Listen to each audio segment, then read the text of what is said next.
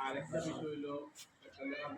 মানুষের কাছে আমরা একজনের জানি না যদি কারো কোনো ধরনের আপনাদের কানে আসে যে কোনো ফার্মাসের কাছে আছে তাহলে এই আমি আছি আমার ভাইও আছে কোয়ার সাথে আমরা পরিশোধ করে দিই আমার কাছে সুবিধা হোক যে আমার গীতা না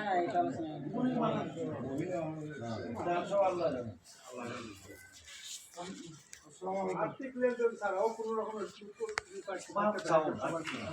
আর্থিক লেনদেনের তো কোনো টাকায় তো আমরা তো আসি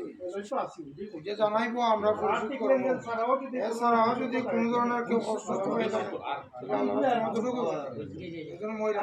এখন তান অসুস্থ অনুযায়ী তান সন্তান তুললে বাতি যায় নামাজ পড়াই বলে এটা করা তখন আমার নামাজটা জানাজা নামাজটা আমার বাতি যায়